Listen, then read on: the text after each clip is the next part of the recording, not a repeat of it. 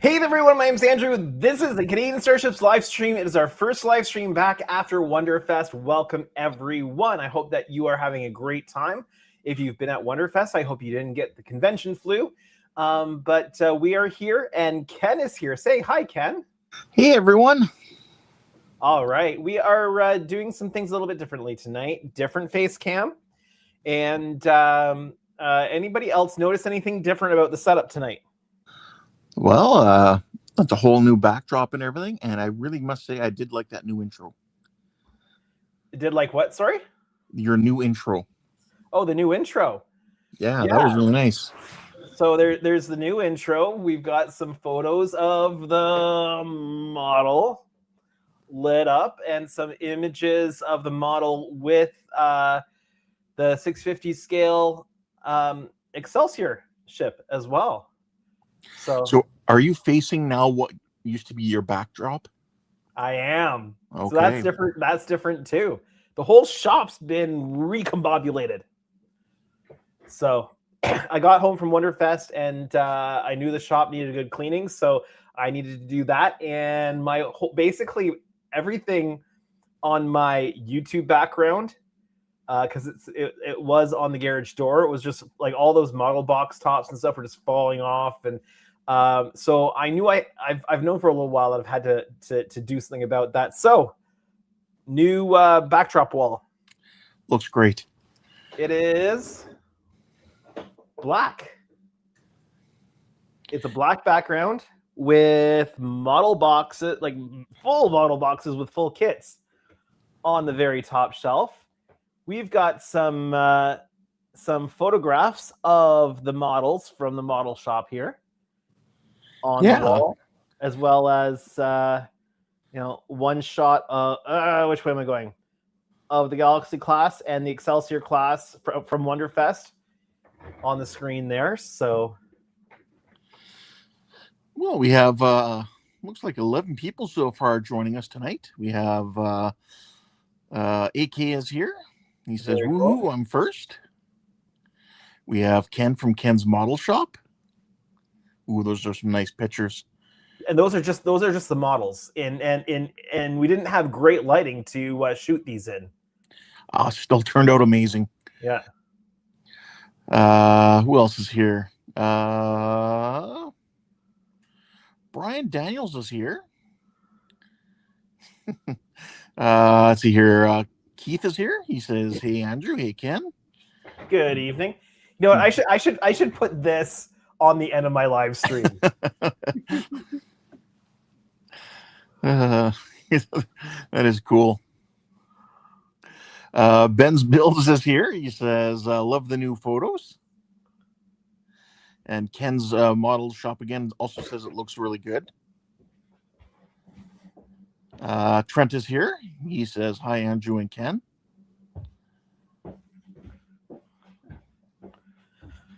Good evening, everyone. So yeah, does the face cam look okay? Face cam, I think it looks good. Your face is centered. Okay. It's gonna be my face cam is. I might have to move some stuff around. I might put my StreamYard on the other half of my screen, like that. So when I'm looking at it, I'm looking more at the camera, because the camera is in a slightly off-centered location.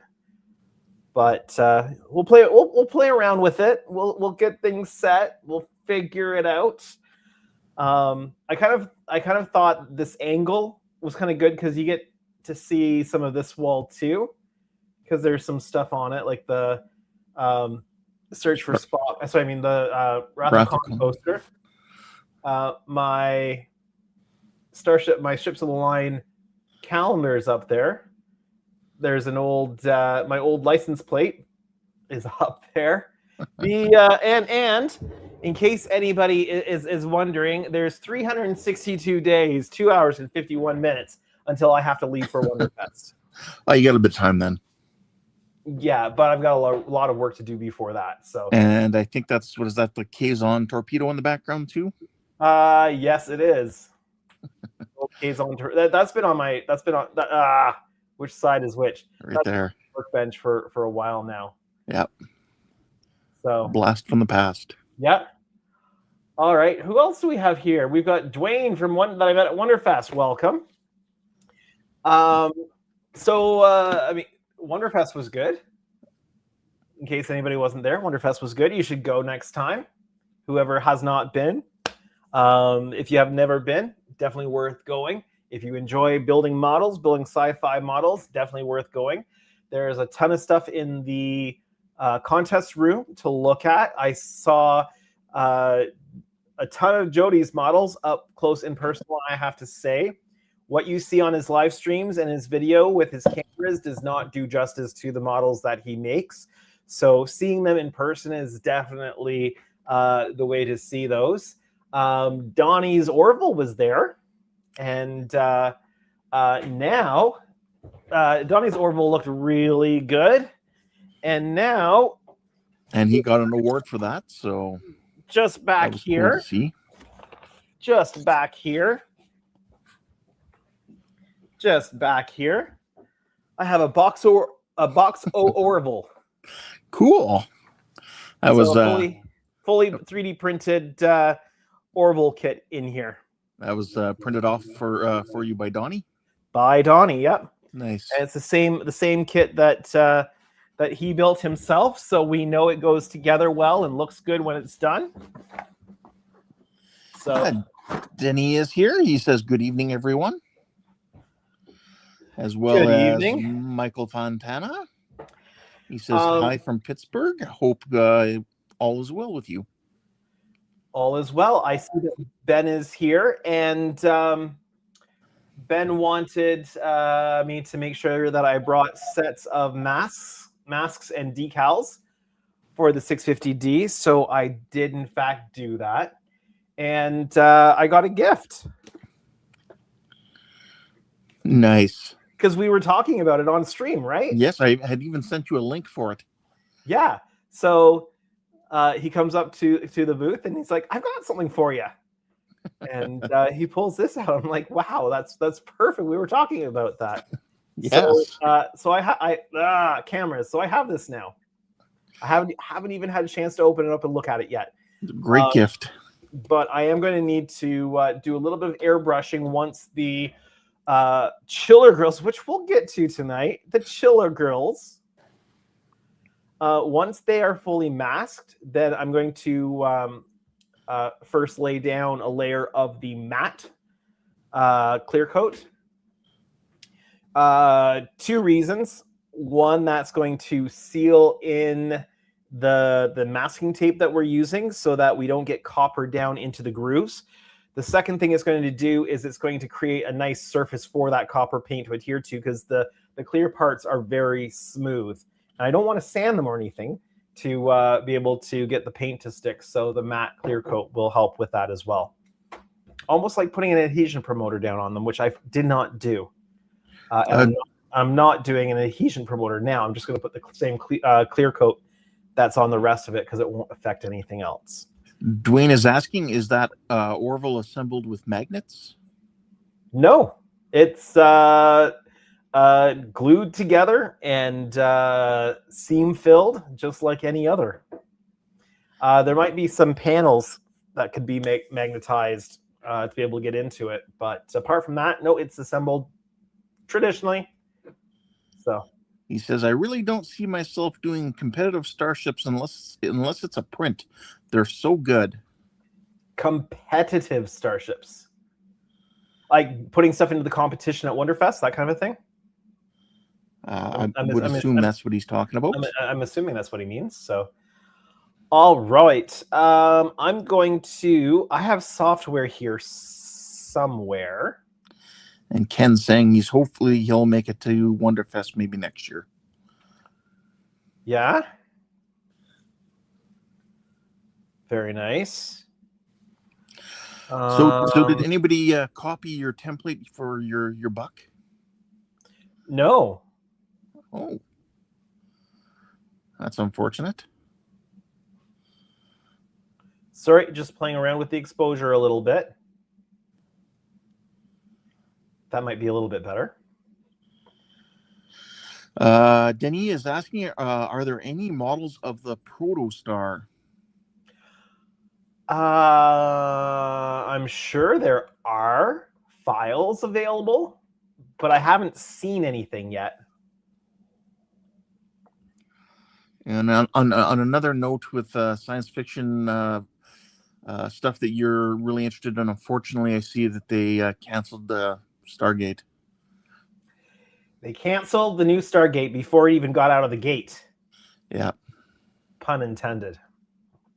That is very disappointing. Very disappointing that there is no new Stargate coming. Would you ever build a 3D printed Stargate? Not the gate itself. I'm not really interested in building a gate.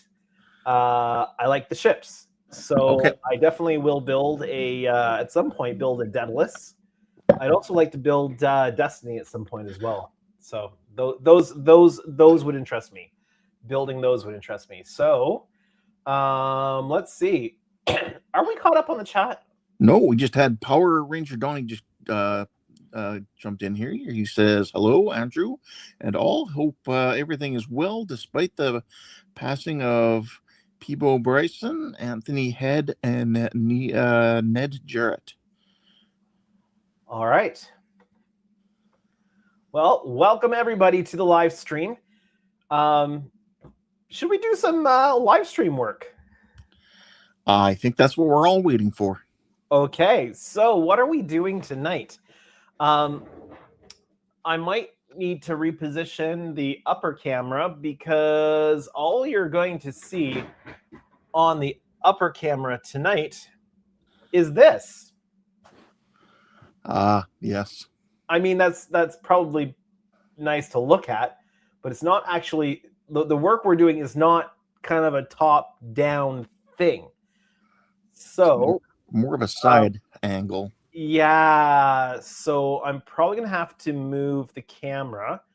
And I apologize. I did not have time to do this before the stream started. So I'm gonna go back to face cam here, and I'm going to move this camera live on camera.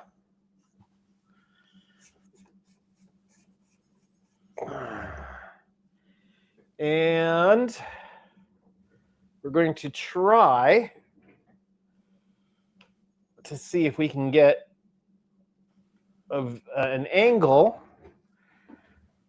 where you'll be able to see what we're doing. At least this camera has, the camera arm has some options. Why is that not tight?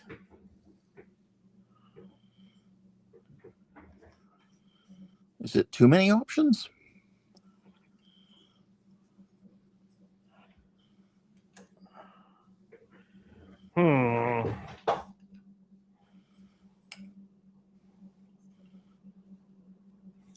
I see.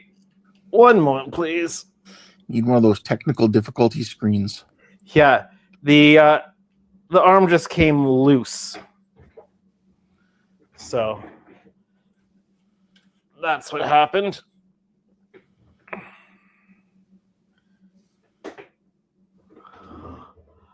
All right. I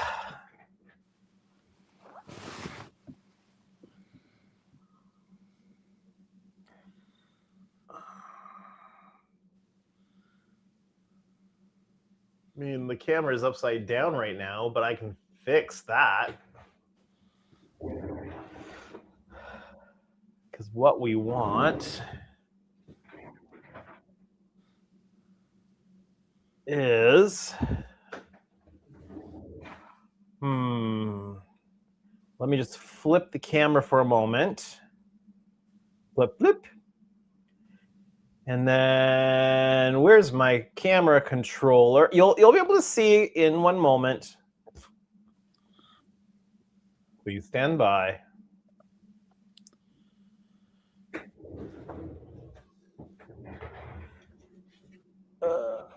move this way just slightly. All right. Let's see. And of course, I'll have to try to see if I can work around the camera. But tell me what you think about this view. Oh. It's a little high, but other than that, it's a beautiful angle.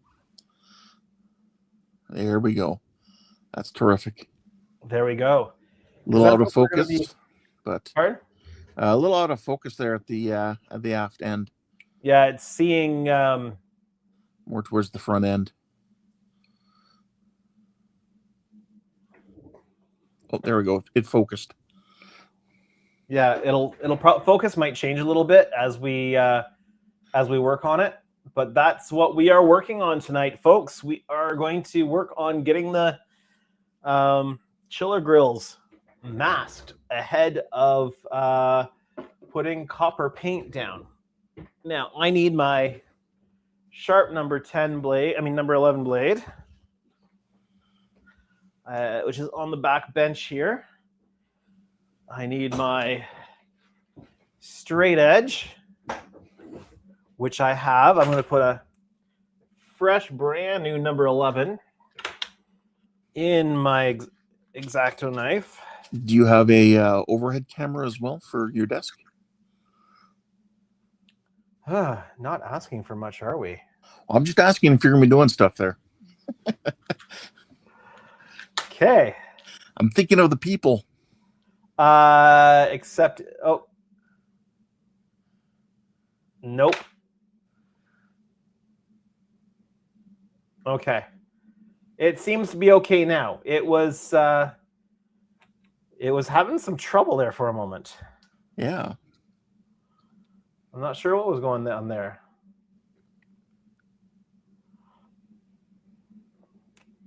Dwayne is asking, what paint are you using for the copper? Acrylic or Mr. Hobby? Well, I'll be using acrylic. And what I have is some Vallejo copper. Perfect. So that's what we're going to be putting down on this thing. But here's the thing. You're going to see my head a little bit, the top of my head a little bit tonight. I have to cut the thinnest of thin. We really got to get you a tape cutting template. Like yeah, but will it do the tiniest of lines that I need to be able to do? More than likely, it does super tiny lines. Because can you see that? Can you even see that line? Yep. If I put it over the yellow? Yep, we can. Oh, I can see it. Okay. Oh. I might have to try to see if I can hardwire that cam again, because I'm a little bit further away than I was from the Wi-Fi hub. So even though I have cut this, I have to check. It might be still a little bit too thick. We'll see. Yeah, Ben's Build says the display tape guide is good for super small lines. Yeah, but yeah, there's display, AK does the same. They're all the same guide. And then Dwayne also says there is 0.5 millimeter Mr. Hobby tape as well. I don't even know if this would be 0.5 millimeter. Yeah, the tape guide cuts smaller than 0.5 millimeter. Well, I managed. Let me just bring this picture into my streaming software here. Please stand by. Please stand by.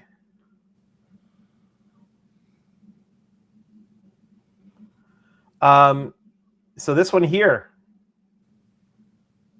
I did this one all this way cutting teeny tiny thin pieces of tape to do the Aztec patterning on that one. A very, very patient man.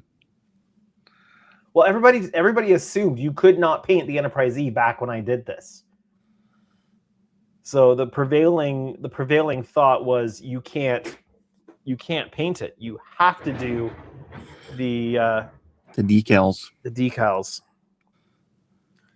Nobody tells me what I can't do.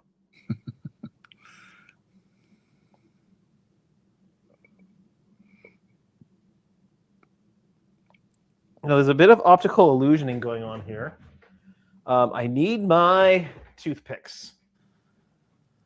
And you will have to bear... Oh, I brought them over to the table. You will have to bear with me a little bit because anytime that you do a reorganization of your workspace, you can't find anything. Yes, that's very true. One of the interesting things about this is that with the clear parts, it's a bit of an optical illusion where the valleys in the grill of the see, that was the wrong one because that's going to need to be a bigger piece. So where the valleys are, like where the low spots are, the low spots, yeah, don't look like the low spots, and the high spots look like the low spots, and the low spots look like the high spots. It can be just very hard seeing where the tape is supposed to go. Yeah, it's too bad you couldn't dry brush it. It's not as exact. I mean, you'd end up with a bit of a mess. Yeah, I've kind of thought through all the various different options. Yeah.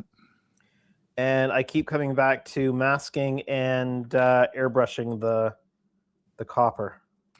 That's it. Granted, there's a lot larger details on the Reliant, but that's what I did. I just masked and then airbrushed. The masking, like I have no illusion, or I should say delusion, that I'll get this masking done tonight. Howard is here. He says, do the NX-01 or the Excelsior have copper lines on their grills? The Excelsior does not. The Excelsior, and there's some debate about what actually should light up on the nacelles of the Excelsior. So it's either, well, let me pull up a picture here because I happen to have a good picture of the of it there. So there's the band that goes all the way around, right? And that's a gunmetal gray. Yes. Typically that goes there. And then on the this one, if we look at this one, and the lighting, it's hard to see because we had bad lighting in that room. We got some amazing shots of these models, even though the lighting was terrible. But the top of the nacelle is a pale, kind of like a pale blue color. And there's some debate on whether the pale blue area on top would light up when it was in warp, or if the gunmetal gray area would then glow blue if it was in warp. I can't remember which way it was in the Voyager episode. Voyager episode, it lit up, I think, on the top. Was it on the top? Yeah, and I think the motion picture was the sides. So there's some variation on where that lights up. As far as the NX-01, I don't think they were straight grids on the NX-01. I think there was a bit of a different detailing going on there. So I don't think there's copper there either. And I know for the Reliant, I used like a gunmetal color Yeah. for those ones being the motion picture era. So Howard asks an interesting question. Yes. Why not pre-mask these before installing these? Well, you kind of did, but Well, Howard, so the reason, so if I had done it before installing, then I would have had to have actually painted it before installing, because the whole thing has to be masked off for the rest of the paint. Like the whole chiller grills have to be masked off for the overall paint. And so you've got two options. If you can either not do anything and mask the entire chiller grill for painting and then do it afterwards, which is what I'm doing, or you could do it all ahead of time and then mask it. I opted to do it after because I didn't want to then mask off the copper chiller grills and pull all of that off. And then if you just do the masking and then mask over top, and then you pull that masking off, it's going to pull those fine lines off. There's no ideal way to do it. It's going to be a problem either way. I've chosen this way. I think it's the better of the two options. Who knows? Next time I build it, I might try it the other way. But it's kind of a Kobayashi Maru either way. But that was my line of thinking. So I hope that helps. Although if you do mask it first and paint it before assembling it, you can then before you peel the masks off, you do a good clear coat on the paint to seal it in, then remove your masks. Then you should be able to remask over it with a slightly detacked paint. Yeah. For when you're painting the rest of the hull of the ship. Yeah, and again, I thought about doing that. I'm just the concern if it does pull it off, even with the clear coat. Yeah. Then it's a world of hurt to fix it. So I mean, it's there's no ideal either way. Well, not necessarily a world of hurt. Just put you back to square one of what you're doing right now to cover up, fill in a patched area. Yeah.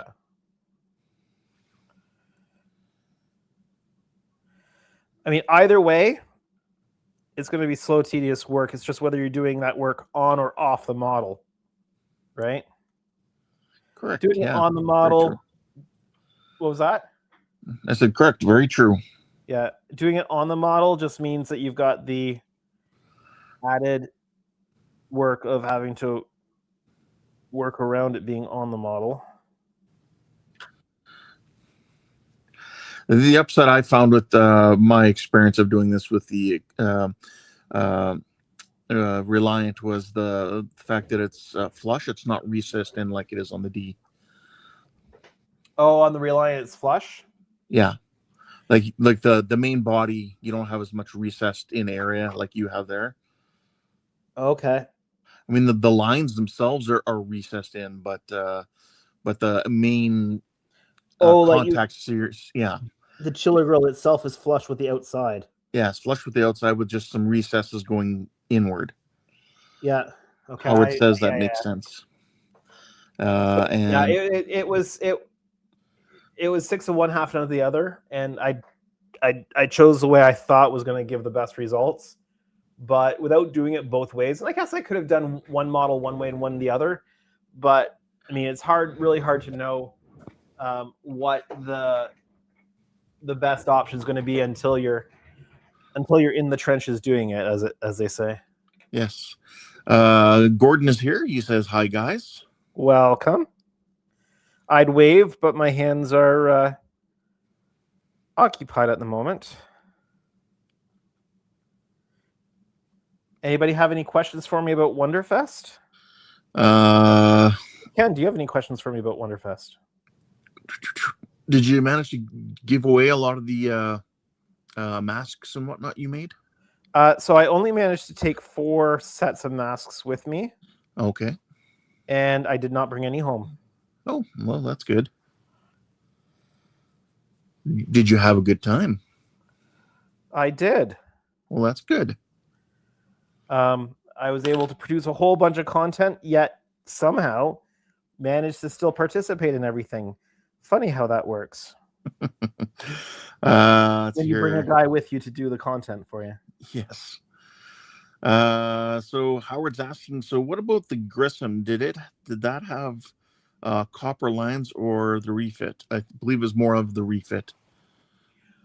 The refit didn't have copper lines. The refit has black lines. Yes. A metallic black line. Yeah. So the copper, I think, is a TNG thing. Yes.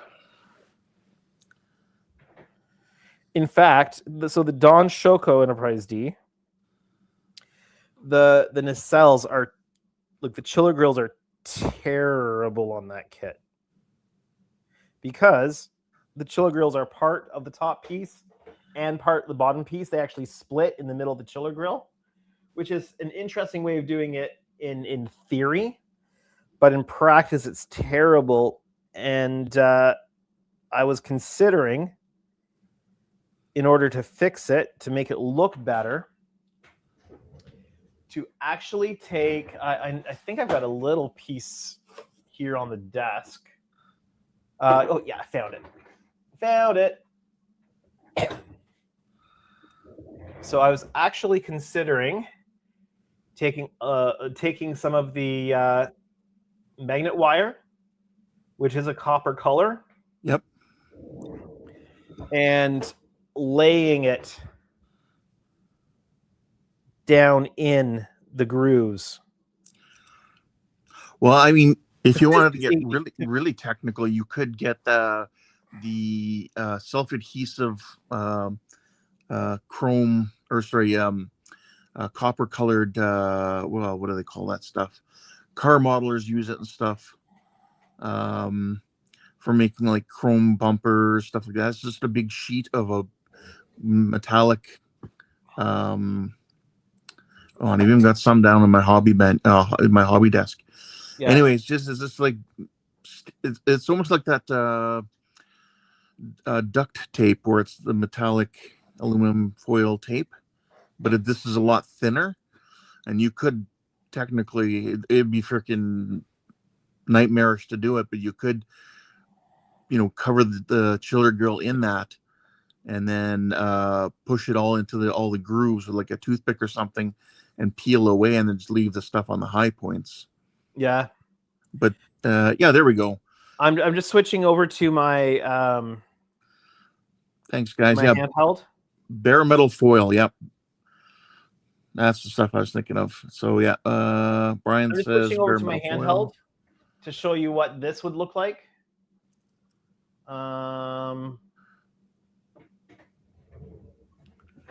So this is essentially what I considered doing.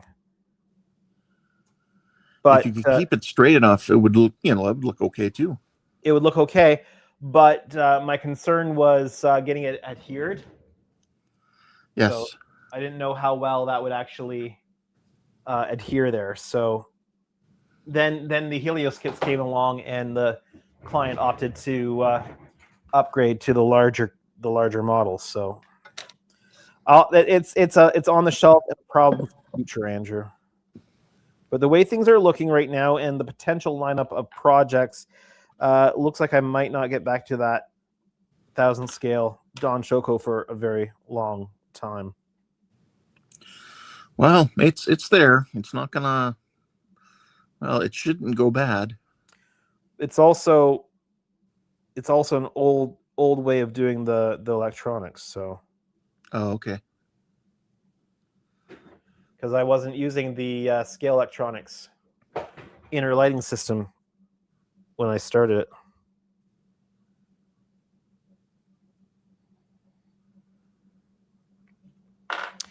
And I wasn't even planning on using the inner lighting scale electronics system on these when I first started working on the kits. And it wasn't. Look at you now. It wasn't until that fateful Wonderfest, and now I won't build a Starship model without it in it. I was gonna say, and now you're not looking back. Nope.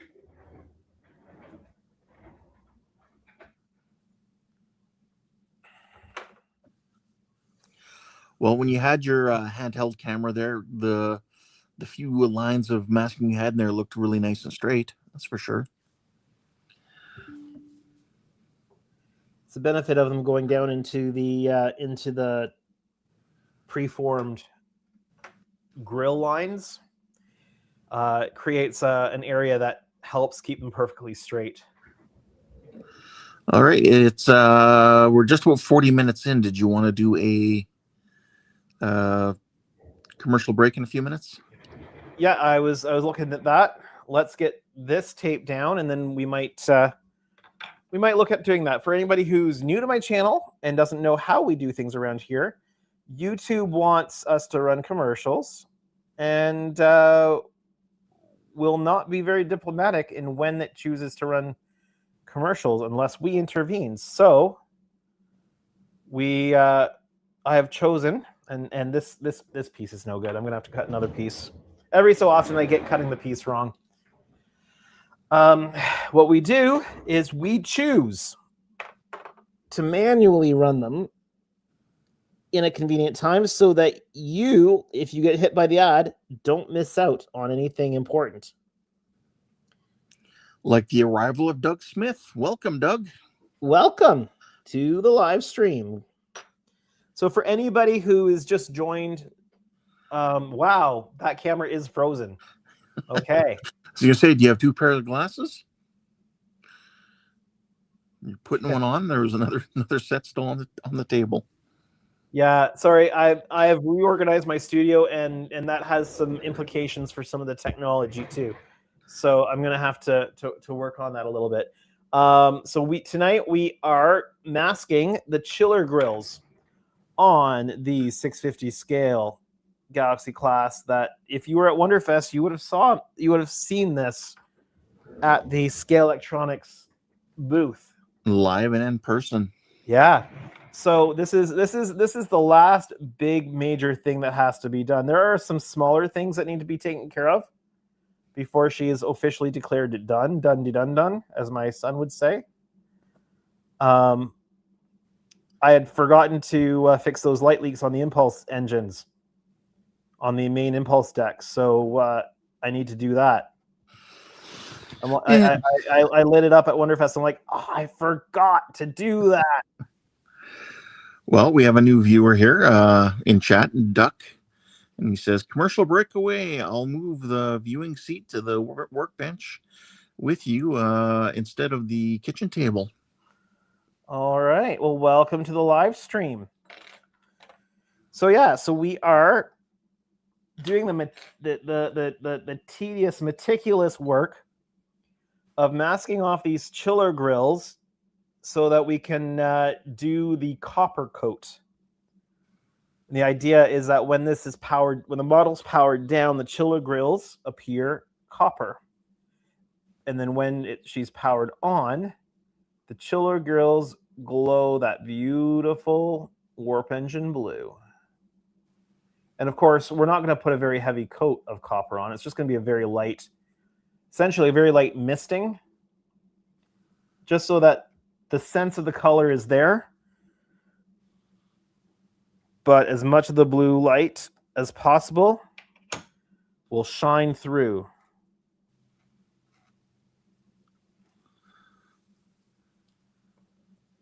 So it can let its light shine.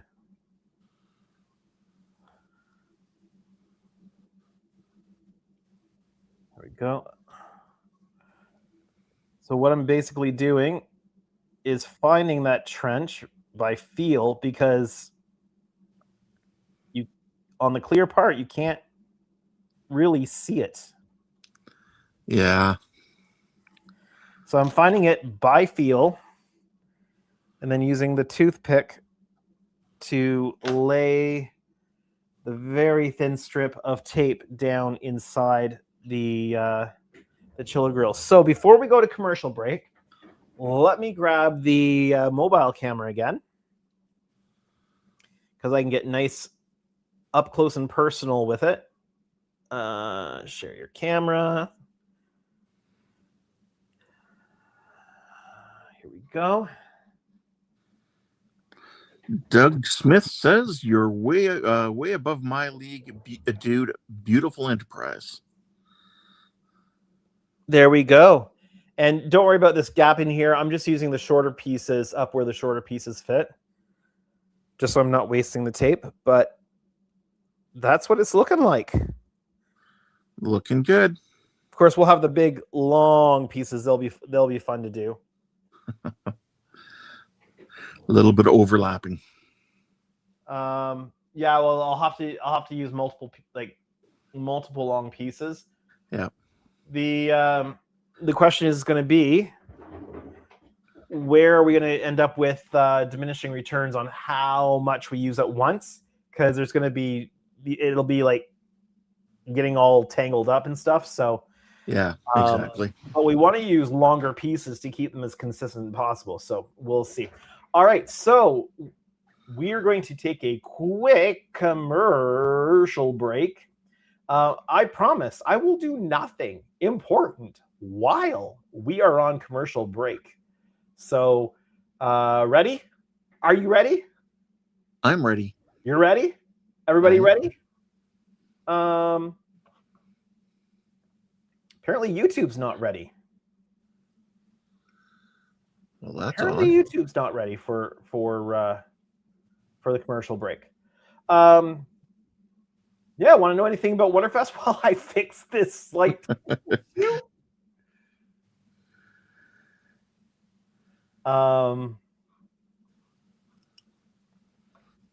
Anything? So who are you most excited to meet at the show? I got a chance to speak to John Hughes for the first time, which I will show you what I got from John Hughes here in a moment. When we come back from this it's loading commercial break. Okay, we should be on commercial break. For those of you who don't get the commercial break, then that's great. So I have something from John Hughes. I will show it on camera, and I will explain a little bit once we give a chance for commercially type people to come back. I'm going to refill the greatest organic suspension ever devised. I noticed that you're starting to drink more coffee. Well, I already had a whole bunch of coffee made, so I figured there's no point making a whole pot of tea, Earl Grey, hot, when I already have a whole pump job full of the finest organic suspension ever devised. Howard is asking about Canadian Starship swag. I need to produce Canadian Starship swag before I can give out Canadian Starship swag. I don't really have any Canadian Starship swag apart from, and I don't have very many of them anymore, but I've got my keychains. I do have the poker chips that Todd got for me. I did pick up, I do have a ton of like stickers and poker chips and stuff like that from Wonderfest now from everybody. But yeah, I'll probably do up some merch or something like that sometime this year. Blair, who's my client for the Enterprise D version of the Galaxy class here, has actually offered to help me out with some of that stuff if I need stickers or some other things. So Ben's asking, how do you stop paint from going under the mask? It never works for me. In what situation there, Ben? I believe this is the other Ben. We've got two Bens always in our life. We had two Bens from Livestream side by side at the table at Wonderfest. It was like Ben meet Ben. It was kind of cool. So it depends on the situation. If it's just the Aztec masking, sometimes I don't. Sometimes it paint leaks underneath, and if it's minor and really won't be seen, you don't worry about it. And if it's if it's going to be seen, then you take a very fine point brush and you touch it up. So there's lots of areas on this ship where I've just had to take a very fine point brush, take a little cup of the paint, and just hand touch up areas. So that's what I've done. Another thing you can do, Ben, is once you got your mask in there, masks on there, and they're fixed nicely down, is to put a very light coat of clear coat on there, and that'll cause a seal and prevent paint from bleeding under once that clear coat is dried. So one other thing you can do is if you're putting it on a base color, you can also pre-spray with the base coat color and then do the color that's going on. That also helps to prevent paint leak. But there's some situations where you can't.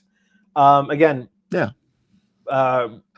burnish your masks, like press them down, try to get them sealed up as much as possible. The reality is there's going to be some hand touch up no matter how good you are with your paint mask. It's just part of the deal. So I got a chance to meet John Eves at Wonderfest, and he was there 3 years ago when I was there, but I didn't get a chance to meet him because I was stuck at my booth all Wonderfest. And then he didn't make it last year. So he was here this year and had an opportunity to speak to him at a quiet time. We had a great conversation. I talked to him about this thing here because he had actually seen it on Facebook when I had completed it, and he was on Facebook, which was crazy that the guy who designed the ship liked my model build of it on Facebook, and we got talking about it. And I mentioned that the Enterprise D was the big, huge model was in the contest, not in the contest room, but in the dealer room, in dealer room A, because he was in dealer room B. And so we were talking, saying how much I like the Enterprise E, love painting it, love building the model.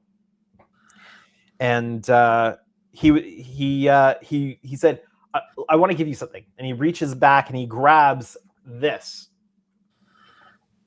Nice. Oh, so wow. It's an ortho of how the Enterprise E was going to look had they done another TNG movie after it was refit, after Troy drove it into the Scimitar. And so he grabbed this for me and he signed it, and he just gave it to me. I mean, these are things that he's selling there at the show, right? And he just gave it to me. You should put it in a nice frame. Yeah, I'm going to. So I'm trying to keep it in as good of shape as I can. I mean, there's a couple like imperfections in the surface of it after like traveling 1,000 kilometers home from Wonderfest. But I'm trying to keep it in as good shape as I can until I get into a frame, and it'll probably go on this wall here somewhere. And then so I left and I went back to dealer room A, and about 5 minutes later, in jogs John Eves and makes a beeline to the table and comes and has a really good look over on this thing, which was really cool. So yeah, so I got to meet John Eves and have a good conversation with him. Okay, I'll go through a bunch of comments here. Howard wants to know, did you get one of his aluminum, stickers? Did I get one of whose? No, I guess it was didn't he do aluminum poker chips or something? Oh, one of Howard's. So yeah, I have one of Howard's aluminum poker chips. Nice. That looks cool. And I almost dropped it. And I already had 2 of Howard's stickers. Right on. So I'm trying to find a place where I can display, like with doing the redo on this. Excuse me.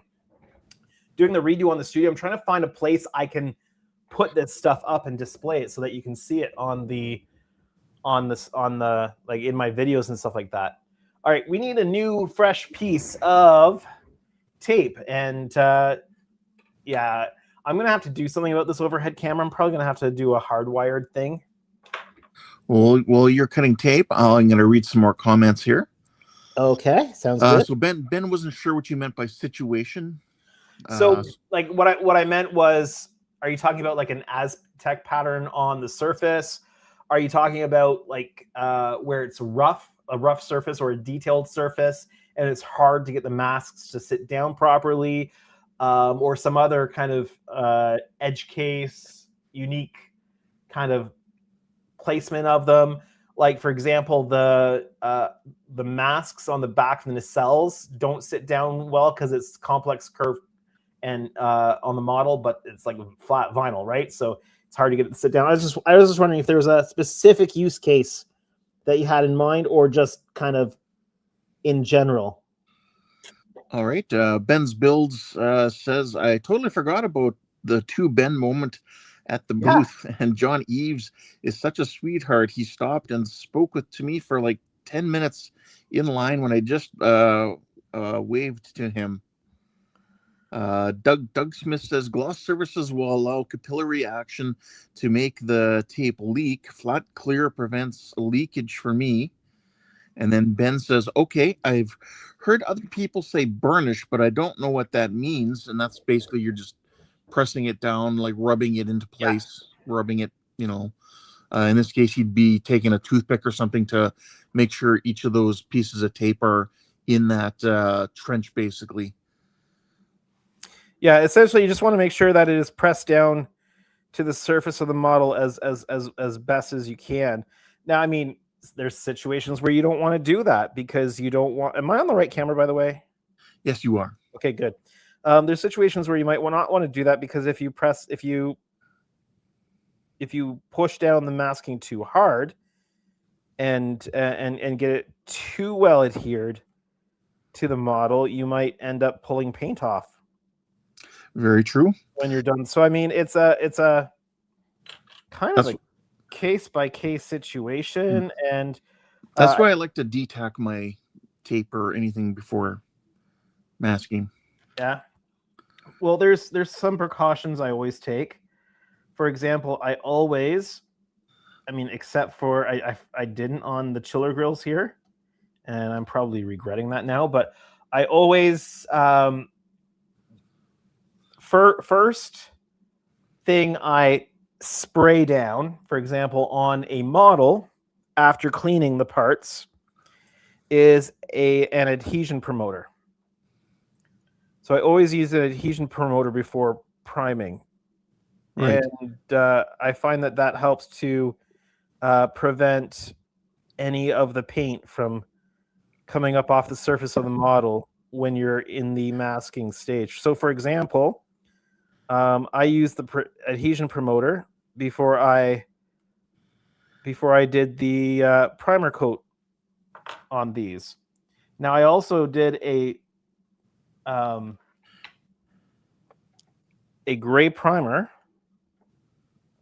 and then the base coat is technically also a primer material. So the paint of the base coat is technically a primer as well. So I know when Lou did his, I don't know if he did an adhesion promoter. I'm going to guess he didn't. That's just a guess. You'd have to ask Lou. And he did just he used the base coat as his primer coat because he did double duty with it. So 2 problems he ran into in that situation. One, he had some light leak issues that I didn't run into doing the gray primer first. Doug Smith says, just talking about burnishing, he says means to press down the edges of the tape with a smooth metal tool. It doesn't have to be metal. Wood works as well, like a toothpick in this case, for example, that Andrew's doing. And then Ben says, oh, hey, other Ben. And then Ben asks again, and I'm guessing paint masking works better with airbrush than a physical brushing.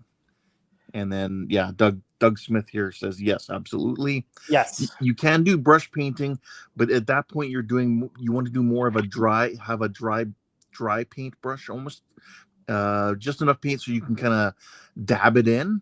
So you're doing like a dabbing motion with a not heavily saturated brush, and you're doing multiple dabs around areas just to kind of until the color gets to where you want.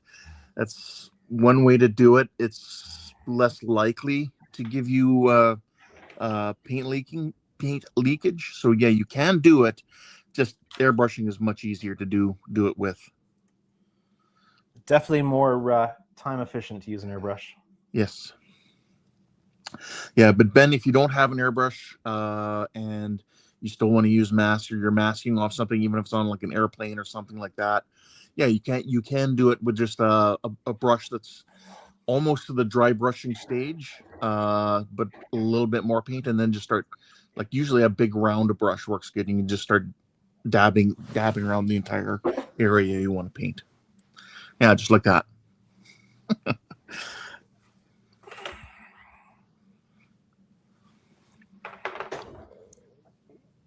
I hope that helps.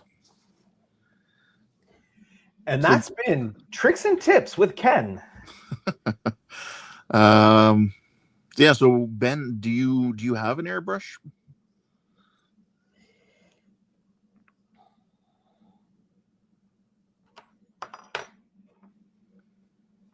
Because I know some people too, even if they have an airbrush, they're a little reluctant to use it because they're, worried about messing things up. And you watch someone like Jody. Jody wasn't too, he wasn't. I was just gonna say, yeah, he was very not very keen on using an airbrush, and then he started using one, started having problems with it, and then just after a while, I think we even got him a different airbrush to try, and he ends up doing a lot of airbrushing now, and he's doing really good with it.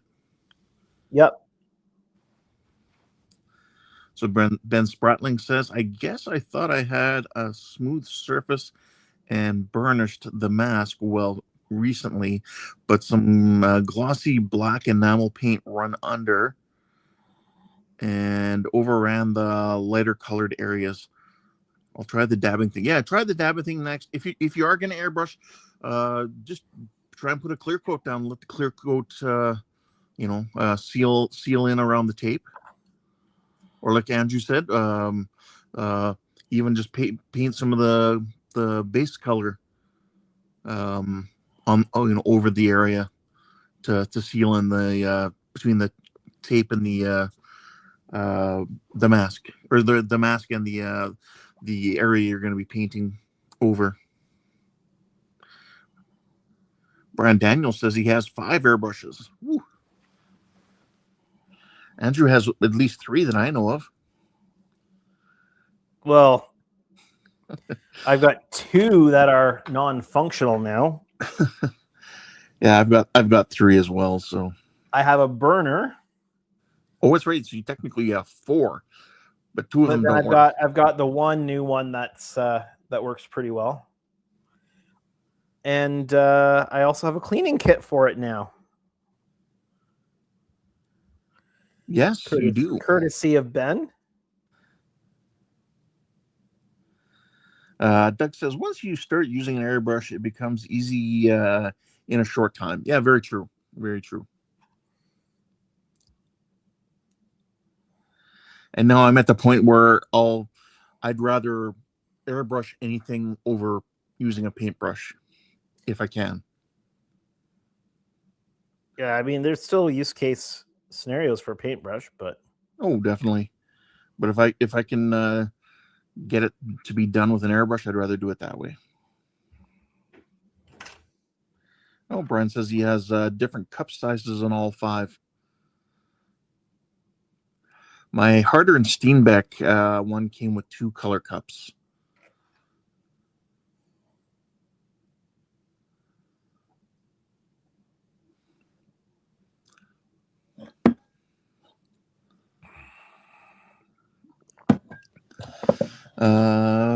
Yeah, that's another good point there, Keith. Keith says multiple light coats with the airbrush and spraying straight down or away from the tape will help minimize paint bleed. Very true. Yeah. Like how you aim the brush, your air pressure is going to make a difference. So if your air pressure is higher than you need it to be, it'll just work its way underneath. It'll just brute force its way under your masks. Yeah, if you do a first very light mist coat over top, that can do it as well. That can help seal it in. Let that mist coat dry for a few. It doesn't take long to dry it, to seal it, a matter of 15 seconds or whatever probably would do it, as long as you've got a decent dust coat. Let's see here. Doug says, I paint some things with a brush still. We probably all do occasionally. Yes. Ben Spratling says, what's the easiest starter airbrush? Full kit ready to go? And where would I source my paints? Well, what kind of paints do you normally use? Do you use like Tamiya or Mr. Color, or do you use like Viejo, or that sort of thing?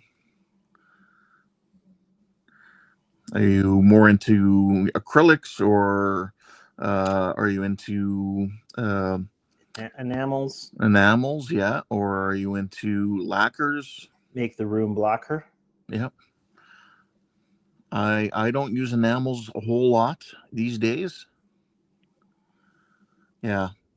Like Doug says, I only use lacquers in my airbrush. Yeah, I'm mostly a lacquer guy in my airbrush, but I do occasionally, depending what colors I need, if I have to, I will use some Viejo acrylics. So I've got small kids, so I'm not using anything toxic. Yeah, you don't need your kids getting high in the house off of lacquer fumes. Lacquer makes the room blacker. Do do do do do do. These lower ones are going to be the tricky ones, just from a accessibility. Yep. But even more difficult to get are going to be the ones on the other side. Yes.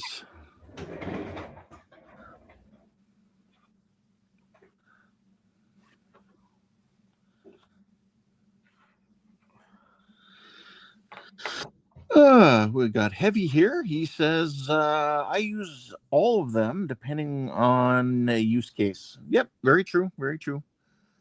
That's kind of what I am. I mostly, like when I'm doing armor and stuff like that, it's a lot of lacquers and stuff like that.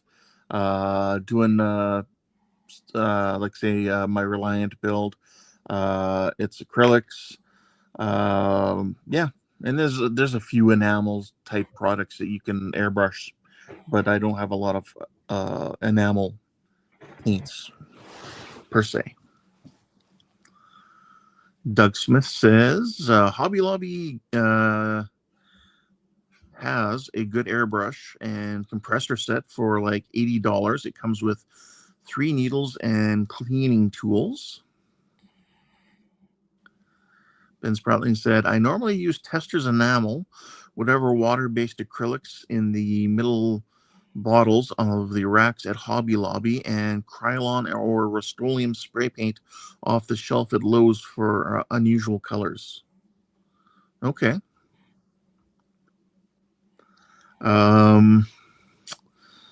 So I haven't used testers in years because they don't actually make testers anymore.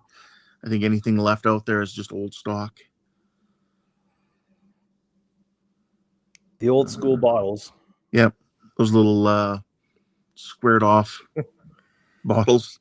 Well, I saw Ken over at Epic using those old tester, grabbing paint out of those old tester bottles. I'm like, that's a memory. Yeah, and then they had the larger testers bottles as well, more of a round. And I do still have some of those in enamels, but also have some of those in the acrylics as well.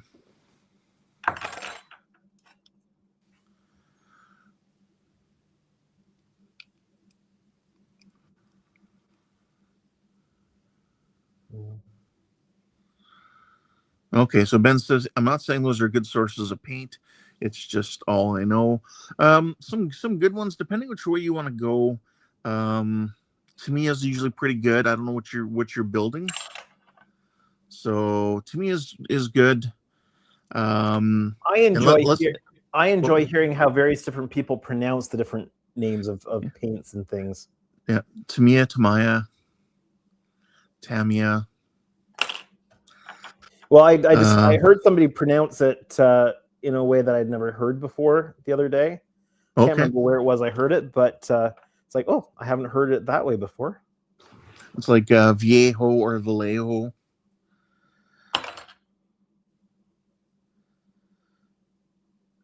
Heavy says, hot take. Porsche. I've been very successful at with hobby store craft paints from Michael's, Hobby Lobby, and Walmart.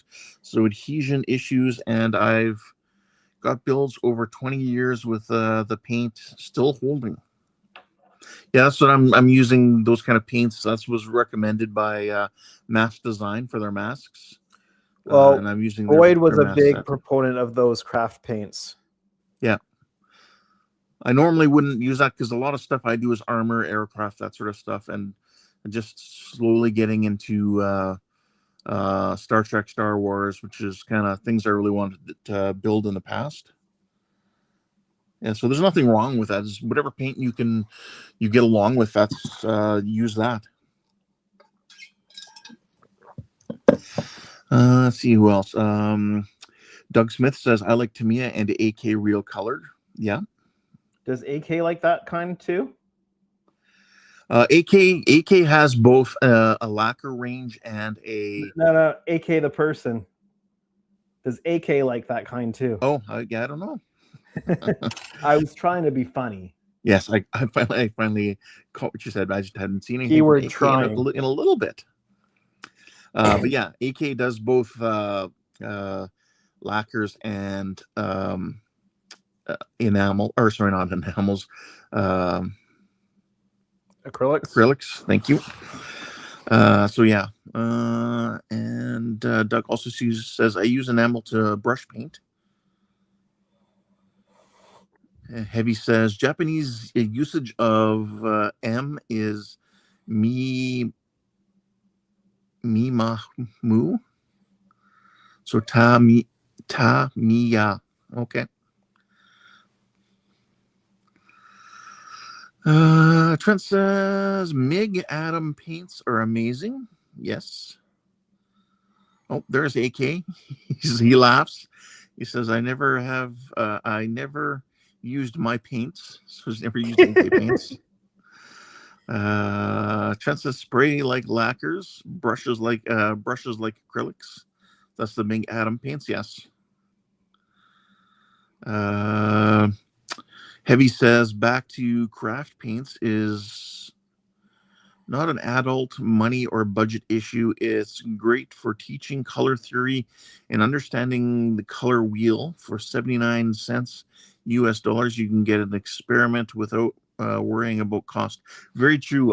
Those craft acrylic paints are, nicely priced. They're not like your other hobby stuff is just, I think, So they're way budget overpriced. friendly. Yeah, exactly.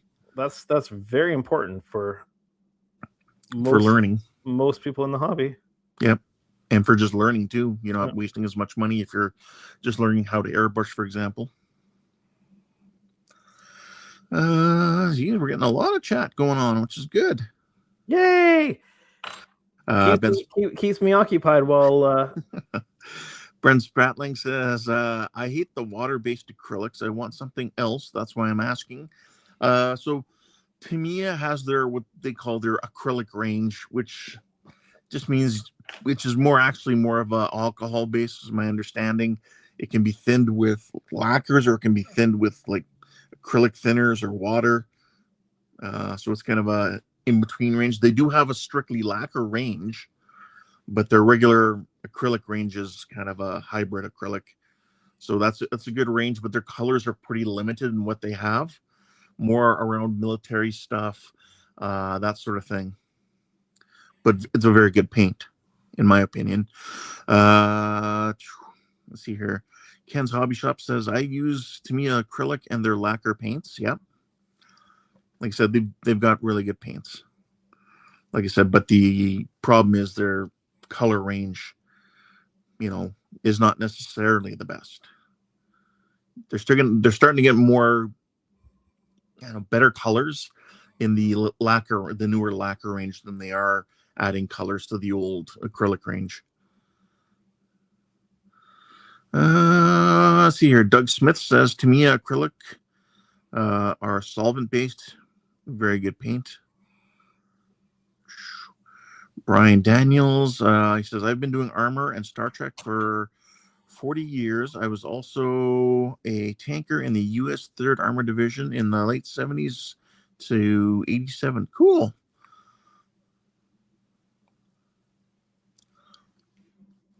Doug says they're not water soluble. The Tamiya ones? Yeah. Well, I don't think I've used water, but I've seen people use water.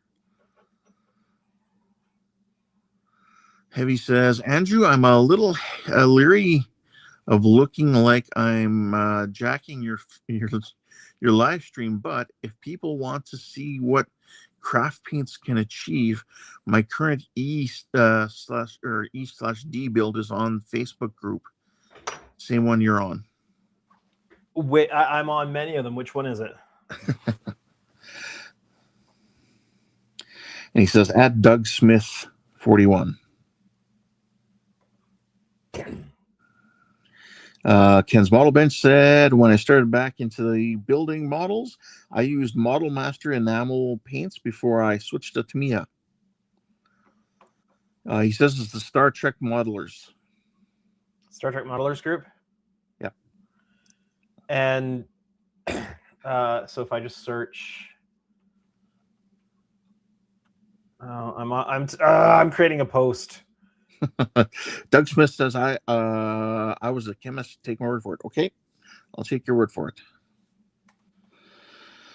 Ben Spratling says, I did find a website that would mix custom color spray paint from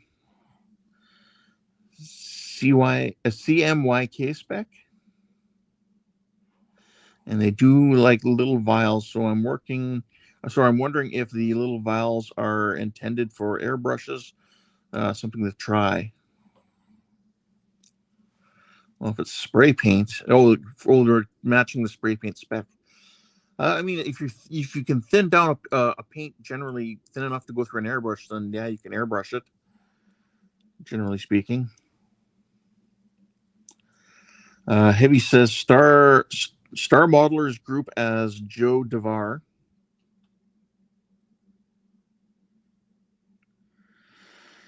Then Howard says, who makes ammo? Meg Ammo. So I'm not finding you in the Star Trek Modelers Group under Try Joe Devar. Joe and then Divar. Okay.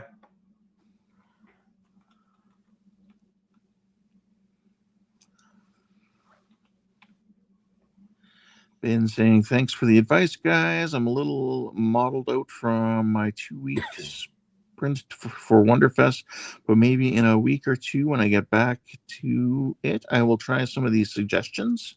Okay, yeah. I saw these earlier. So you've put down Aztec decals and then you've oversprayed them to make them not as bold as they are. Do I have the right one?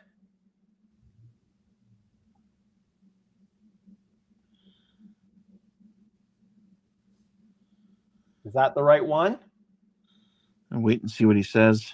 In the meantime, Brian Daniels says you can use denaturalized alcohol to thin Tamiya acrylic paints with. And then, yeah, Heavy said Star Trek Modelers Group, sorry. And then Jeff is here. Hey, Jeff. He says, hi, all. Just got in from funeral services. Sorry to hear that, Jeff. He says, how are you guys doing tonight? I'm doing all right. Back in the shop, doing modeling work. Yeah, he says, so Heavy says, that's correct. Base coat of Ceram coat. Okay, give me one moment here. I need to switch screens.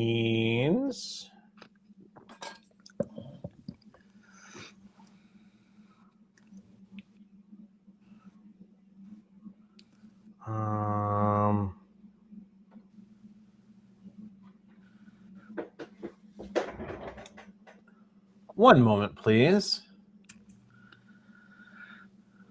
That's not it. I have to find the correct screen to share. It might not want me to be able to share. Oh, I think I've got it. Okay, one moment, please. Please stand by while we complete your long-distance call. To avoid this message, please dial 1 in front of a 10-digit long-distance number. Thank you. I'm doing things. I'm hitting wrong buttons. It's a service I provide. Okay. Ken says you can also use rubbing alcohol 91% for thinning to me acrylics. I gave it a try and it works. Well, it's good to know. Generally, I stick to lacquers when I'm thinning my Tamiya's to spray. Unless I'm doing, like, if I'm trying to do a chipping, old school chipping technique, then I'll use the acrylic thinner. So I just lost finding him in the group.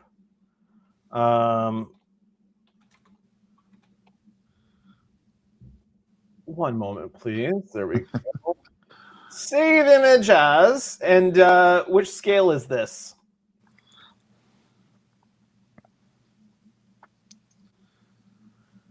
I'm gonna guess. Oh, there's so if it's 10,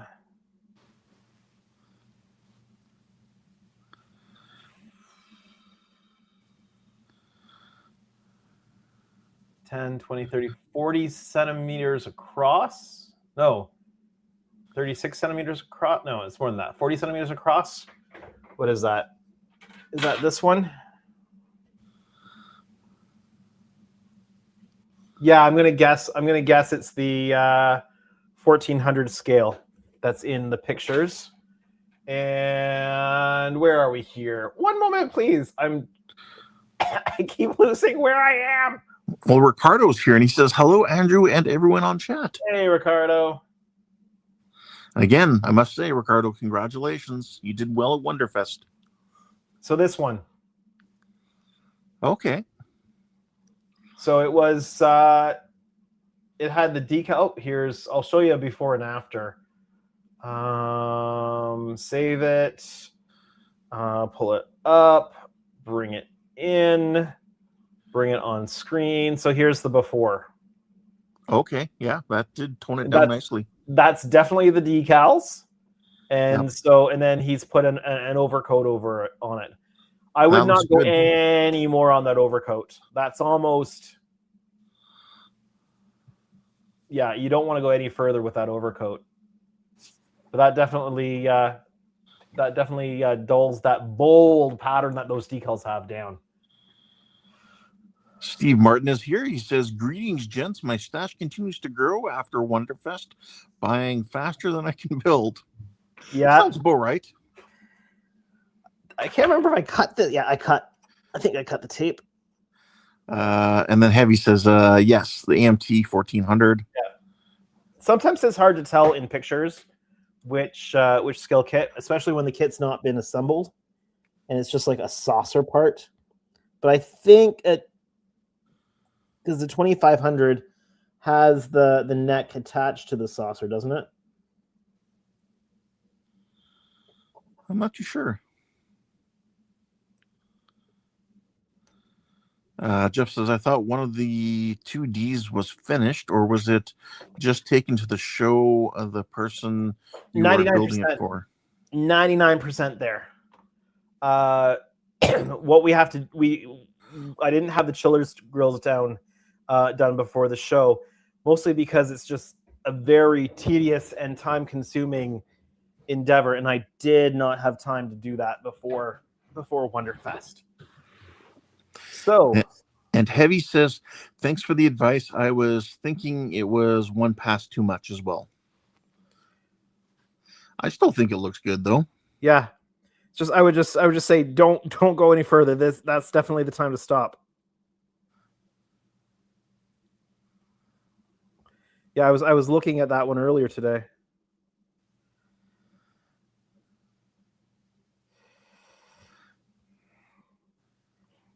The the blending coats are such a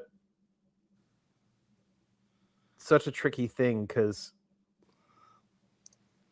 you want just the right amount, and the line between just the right amount and too much is like one extra pass of the airbrush.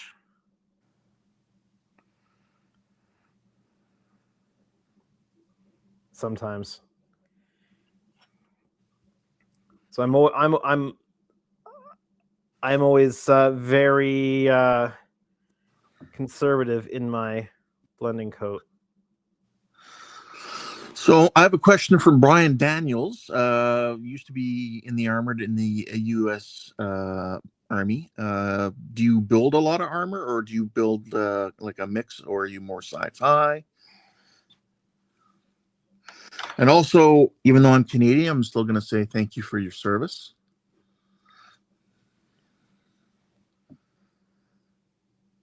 I was in the artillery, so I have tinnitus. I hear a high-pitched ringing noise in my ears 24 hours a day. That was back in the 90s.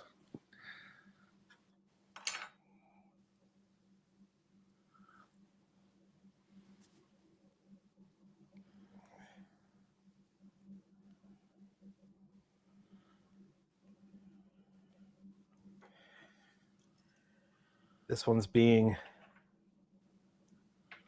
a little bit problematic.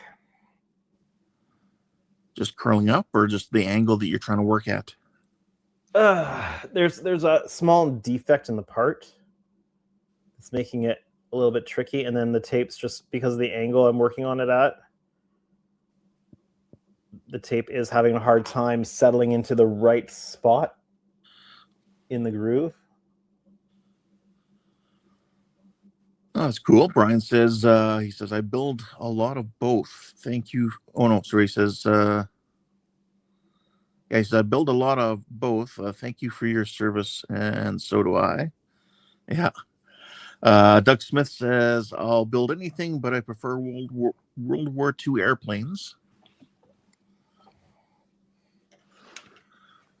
I think I started off with armor mostly for myself because you can hide a lot of mistakes by dirtying things up or throwing stowage on tanks, that sort of thing. And then went into aircraft. I always knew I wanted to build like Star Trek type sci-fi, Star Wars, because I was kind of a fan when I was younger. Still am, but really, yeah, shocker. That's why I'm here.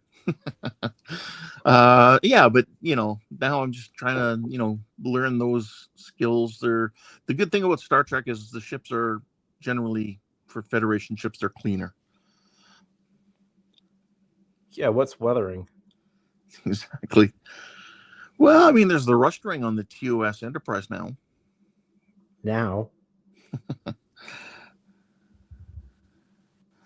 Have you said sorry about your tinnitus? I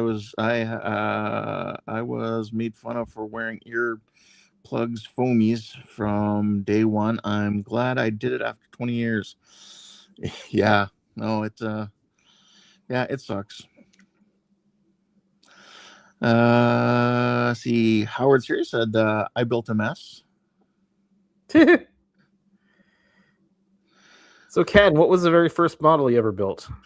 Would have been when I was a kid, actually. My grandparents bought me a model kit because my uncle back in the 50s or whatever was into building model kits. I think it was a 1957 Chev kit from Monogram, I believe, was the first model I built.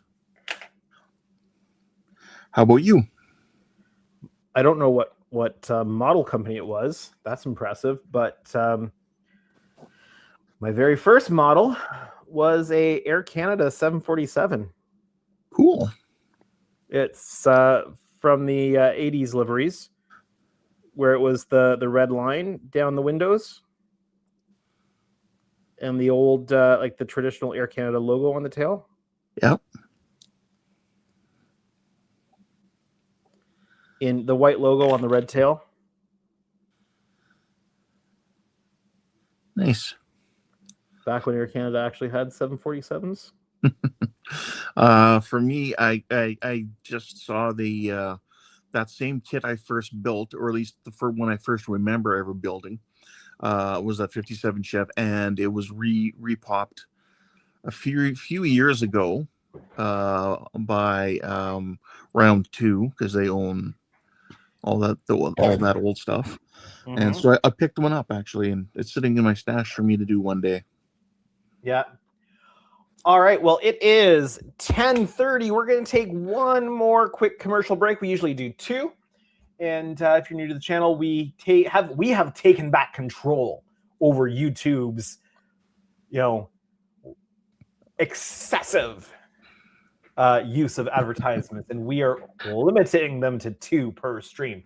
So we're going to take a quick commercial break, and don't worry, you're not going to miss anything. We're not going to do anything important while you are away. So with that, let's have a commercial break. And half of you are not going to get hit with a commercial anyway. So exactly. A lot of people these days are, YouTube Premium. Yeah. All right. Where are we at? Are we? I'm still reading here. So, in response to Howard saying he made a mess, Doug says, "Sometimes we all do, dude." Brian's getting ready to build a Voyager. Mm-hmm. Ken's Model Shop says, I have several 1/16 scale tanks I picked up from Andy's hobby headquarters. Plus, I have 2 Jeeps in 1/16 scale in my stash. Yeah, I have two 1/16 scale Abrams. One's the Trumpeter, and one's the Tamiya one that Andy did.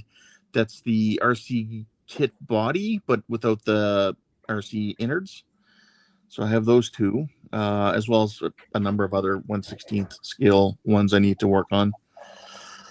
Doug Smith says his first was a Revel Catalina from 1976. And then he says, Andy is great. Heavy says, 747, the world is ready for modern retooling of the 747. The model or the actual plane? I'm assuming he means the model, but you never know. It could mean the actual plane. You could. I think that the era of the jumbo or the super jumbo is probably gone. The era of the 4-engine aircraft is probably like the 777. No, 777. Is it smaller? Yeah, the 777 is just a 2-engine aircraft. Is it? Okay. Yeah. So the era of 4-engine aircraft, I think, is gone just because of the added costs associated with 4 engines. That fuel, a lot of maintenance. All the extra parts that have to be in stock. That's why Boeing stopped producing the 747. That's why Airbus has stopped producing the A380. So I think the day of the Super Jumbo is done. Brian Daniels said, I just finished building a Russian T-72 with full interior. Right on. That's right. We never asked what everybody was working on tonight. Yeah, what is everybody working on tonight? Howard says, did you see Polar Lights lighting kit they are putting out for the Enterprise? It's like $213. I'm wondering if it's worth it. $213 for the lighting. Wait. $213 for the lighting kit? Yeah, the TOS lighting kit. Really? It's the one that they released a few years back. which is still the upgraded one from the original one. But yeah, it's expensive. It's noisy. So If you can sound dampen it or whatever, you're doing good. It's plug and play. It's really easy. You don't have to solder anything. So how much was it? He said, let me see, $213. US? I would assume so, yes. Okay, hold on. I've got two of them. I've got the older one and the newer one. One moment, please. But I've only got one kit. That's the wrong screen.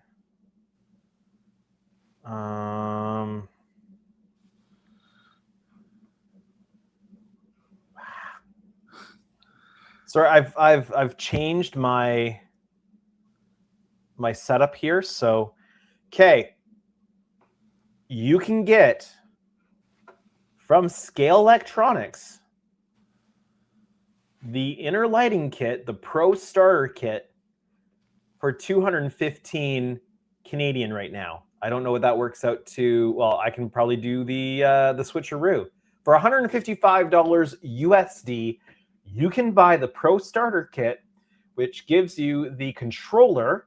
It gives you access to all. It gives you the software. It gives you access to the app to be able to control a model. It gives you a starter selection of LEDs and some really cool things, and you can use all your own LEDs with it. But for 155 USD, and you can make the thing do anything you want. You can even control motors for the Buzzards with it.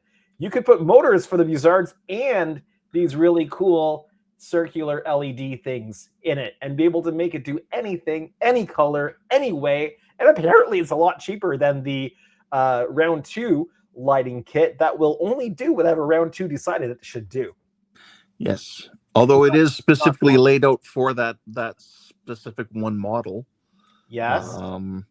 But yeah, it's a ridiculous price. I will say that. This is the way to go. Oh, for sure. This is the way. And just a really cool idea. You could, just like what I'm going to do on pretty much any large scale kit moving forward, you could individually light the sections of windows on that thing. And there's not a whole lot of windows on the original Series Enterprise, so you could very easily light individual cabins and make it look like there's life going on inside, which is really cool because there's a whole bitmap that you can put a randomized pattern in, and it'll read it top down. Each column in the bitmap is one LED, and it'll, as it works its way down, it'll just make that LED do whatever color, brightness, whatever is in the bitmap. Really cool. That's what I'm going to do on the Excelsior. So, but just for your consideration, that might be an option rather than spending the money on the round 2 kit. All right. Let's see here. AK says, I do not remember the company or what plane it was. My first model was a World War II fighter. Built it back in 1972 with my dad. Did military stuff the first 2 years and moved to ships and sci-fi in 1974. Do you want to give us a camera angle? Oh, you're right. Camera angle. Where am I here? Oh, I can just press my Stream Deck. There you go. Sometimes I forget I can press the Stream Deck. That's cool to hear, AK. So going back, yeah, I think the first model, I mean, you're obviously older than I am. I think my first model kit was probably beginning of the 80s, 81 maybe. Well, my first model kit would have been, I can't remember how old I was, but it was pre-89 because it melted in our house fire. Oh, geez. And our house fire was December 1989, 2 days after Christmas. Ouch. Howard says Porsche 911. It's being a PETA.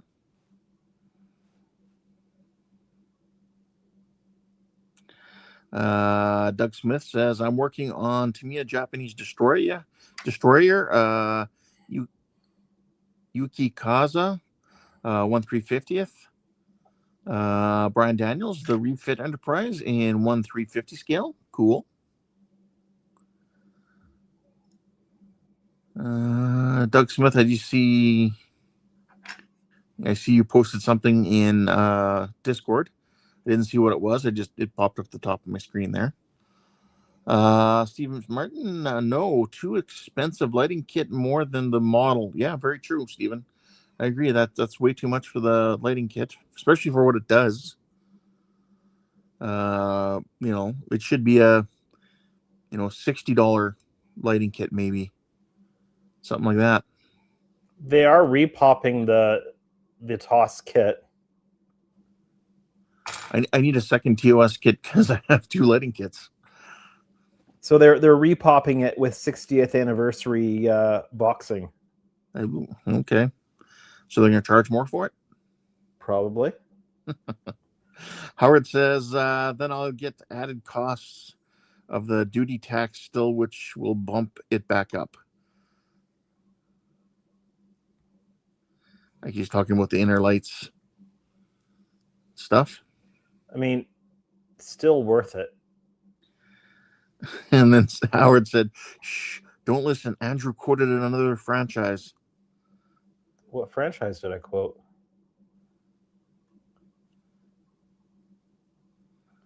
I'm not too sure. See here.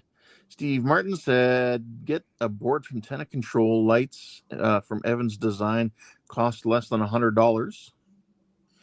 But again, you're locked into whatever Ralph decided it should look like. Yeah. I don't know. In my mind, that wouldn't be a bad way to go, though, for something like a TOS Enterprise, because there's not a lot you need it to do. There's not really any phasers you can see firing, no photons that you can see firing. I mean, with not unless you do some major modifications. I mean, really, it's just a few navigation lights, the spinning bassards, and some white lights. Really, is mostly all it is. Okay, we're gonna do a. Well, are we gonna do a camera reposition? Is it worth doing a camera reposition?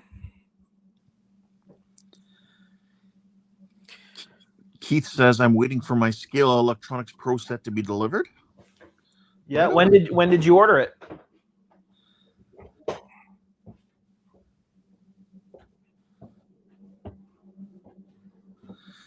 Heavy says, sorry about the house fire. That's awful time to Christmas. He says, I'm so old I can't remember what my first kit was.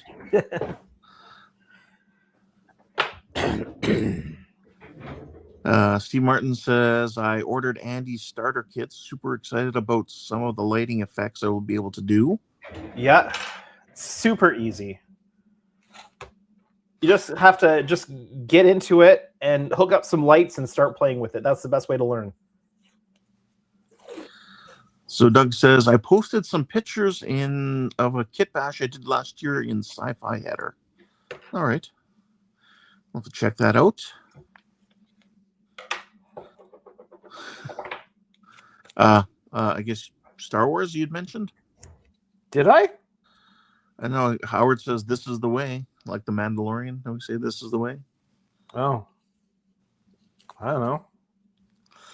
Brian saying somebody's war is driving up the cost. I mean, I'm Canadian. I don't want to even mention that name. Just I don't want to be political.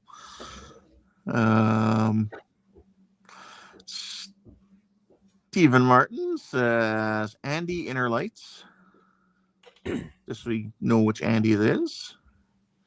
And Keith says ordered when we were at Wonderfest. Okay. Yeah, so he would have started processing those orders on Tuesday, and it shouldn't take you too long to get them.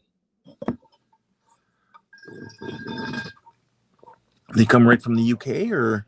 Yep. Pretty sure he probably had a bunch of stuff ready to go. Steve Martin says, "Hugh who shall not be named," and Brian Daniels laughs. He says, "LOL." Here we are just observers.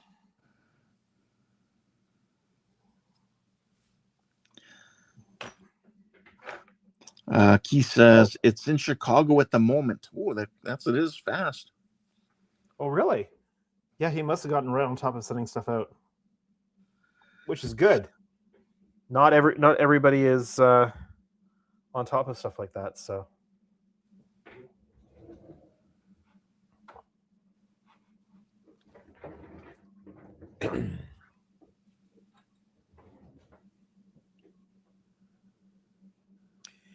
so Andy rebooked his table for next year at Wonderfest.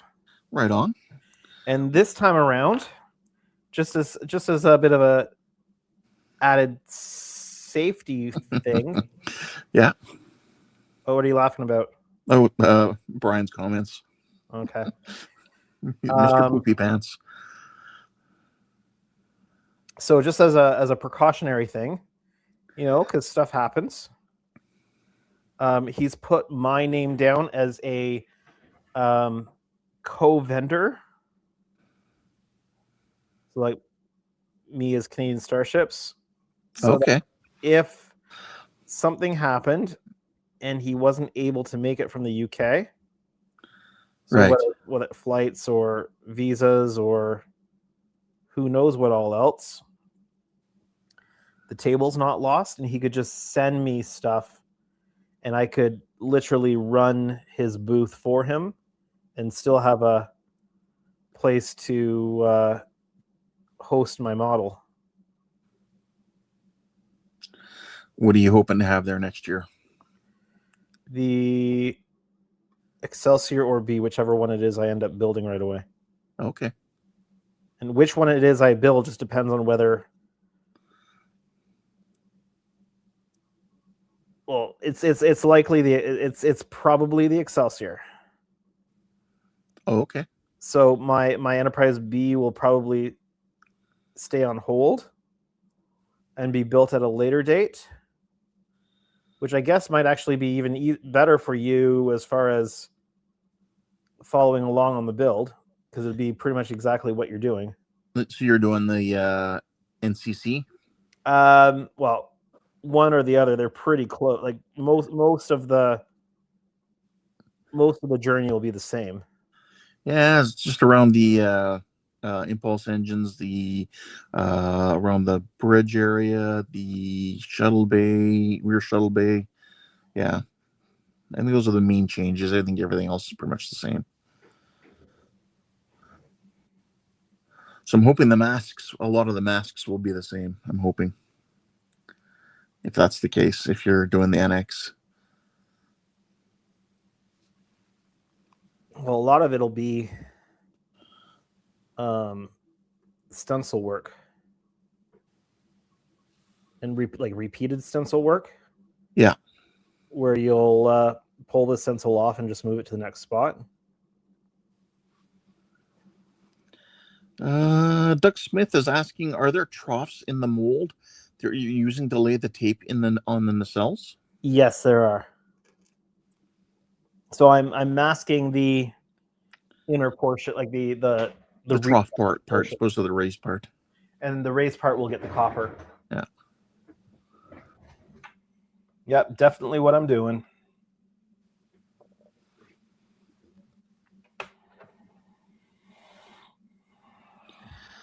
Steve Martin says, I'm reworking my Kipper super laser weapon for my Death Star / Inner Lights kit. Gonna be a killer effect. Mm-hmm. So Jody mentioned something, and his intention was for like a ship scanning something. But I got thinking, and he was talking about like little like lasers that do patterns and stuff. Yep. And he was thinking, a ship could it could be scanning something, and you could see like the lasers going out scanning something. But I thought, you know what that would actually be perfect for?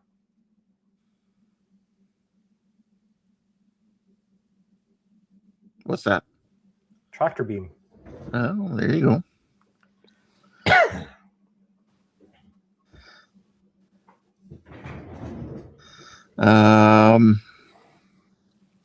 Howard said, Steve, didn't you say you lived in Howell? Oh, Jody's not here tonight. Yes. Anybody who's wondering, Jody is Trek Mods on YouTube. Yeah, he's not been feeling well after getting back from Wonderfest. So I hope he's doing okay.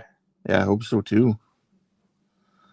Heavy says Andrew's skill at freehanding masking strips without an Infinity template are astounding.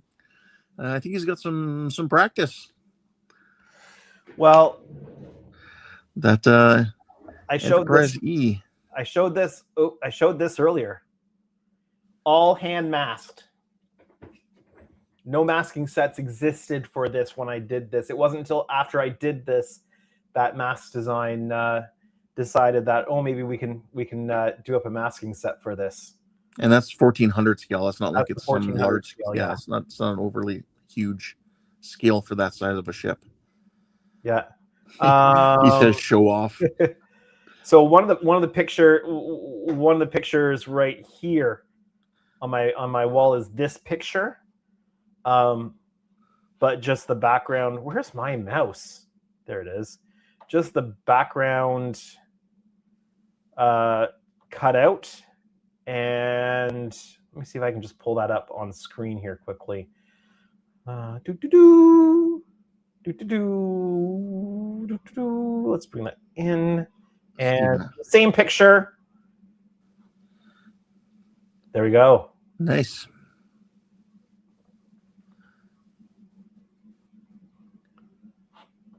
So yeah, all hand masked. Teeny tiny strips of blue painter's tape, like what I'm using right now, then cut into teeny tiny pieces, and all those shapes are. Let me see if I can just zoom in here quickly. He says, very nice. All those shapes are just the different thicknesses of tape cut and then laid down piece by piece by piece by piece.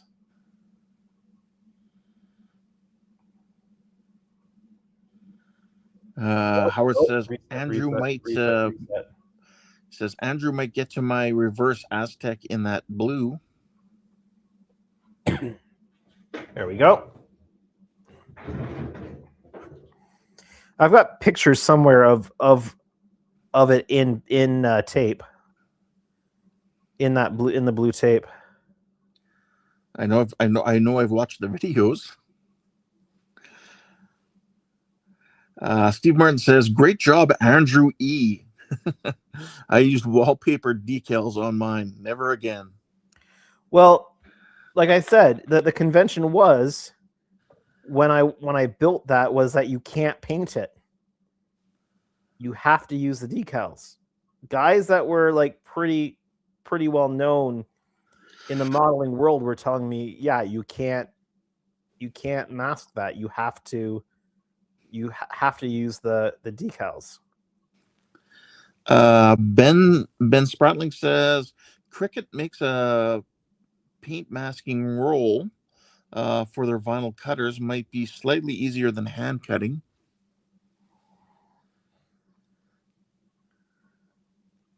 I'm sure there's some options out there, but I mean, I've done this so much now that I can get really good consistency, and a roll of 3M blue is a lot cheaper.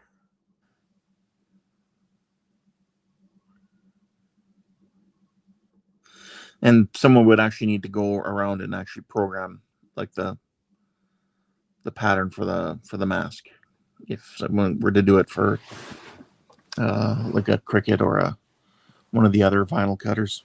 The Cricut, or I've got the Silhouette Cameo, the Cameo 4 here in the shop.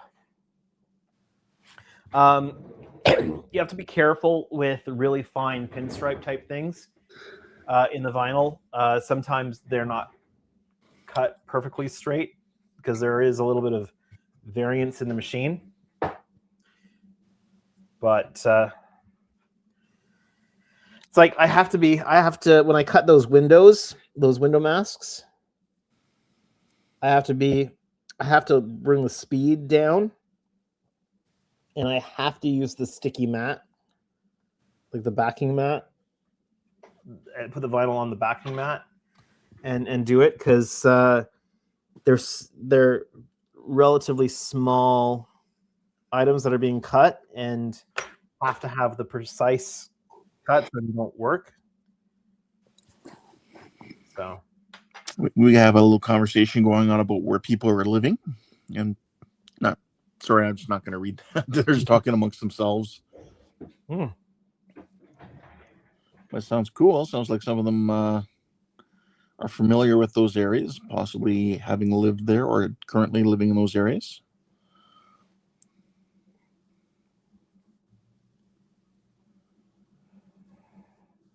I am sure that I don't live in those areas. Sounds like a bunch of Michigan people watching. Do you guys refer to yourself as Michiganders? I think I've heard that, but it's probably in a movie, and I don't know if that's accurate or not. Now he says, now I'm in Dover, Delaware.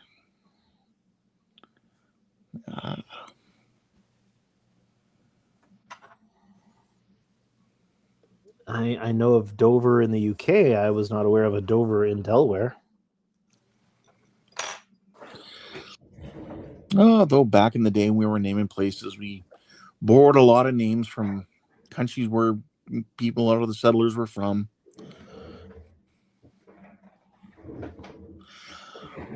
Like York and New York. Yeah, and Yorkdale Mall. Yorkdale Junior High, where I went to junior high. Let's see here. Howard says, yes, Michiganders, but we got the Yoopers too.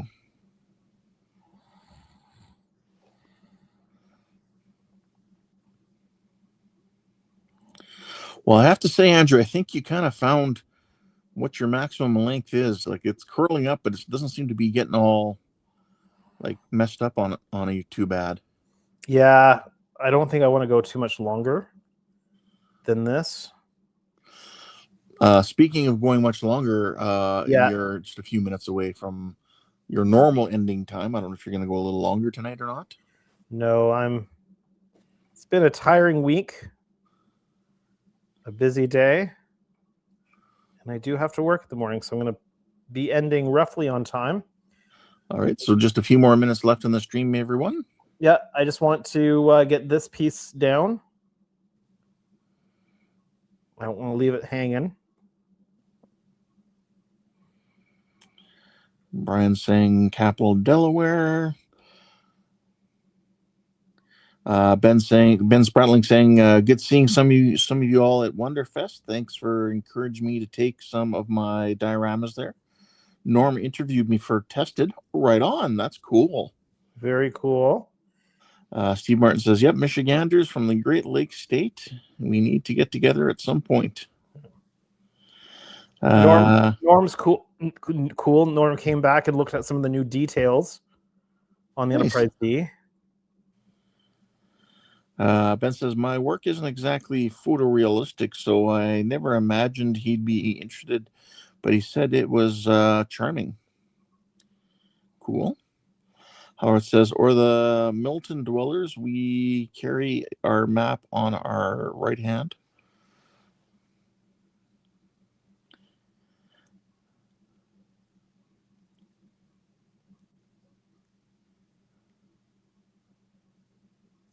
So what are Michigan people called? Michiganders, you said? Michiganders is a term, yeah, they say is correct. Michiganders on a mission?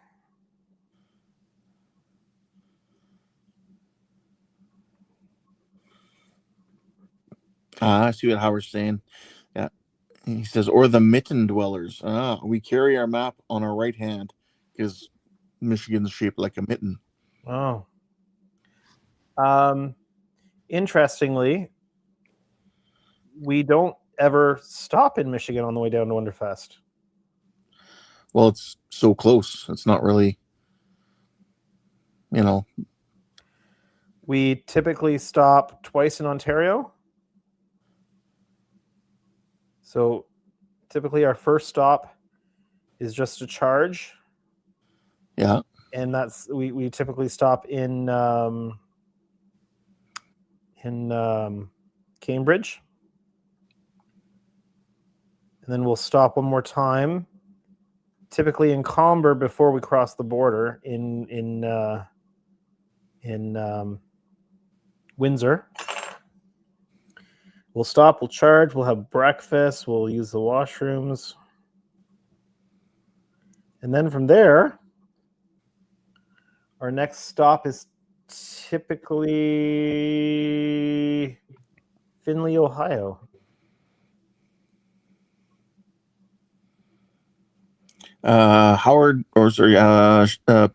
Ricardo was asking which dioramas were Ben's, and then Howard says, "Do you take 94 to the US 23, Andrew?" No, we cross at Windsor and take 75 down to 71. So 75 all the way down into Kentucky, and then we hang a right onto 71 and take that all the way into Louisville. Steven's asking, where do you live, Andrew? We are in Kingston, Ontario. He wants your exact address. If you can give him the GPS coordinates would be perfect.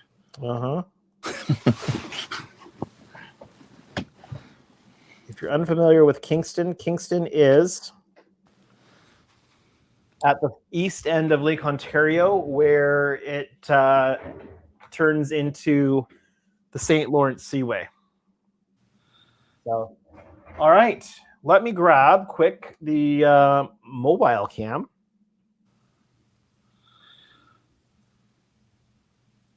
And we will have a quick up close look.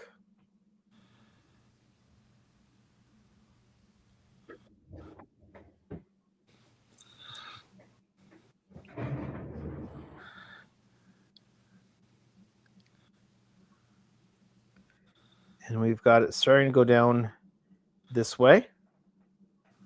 And that's for a 2-hour live stream. We put a few pieces of tape on the model.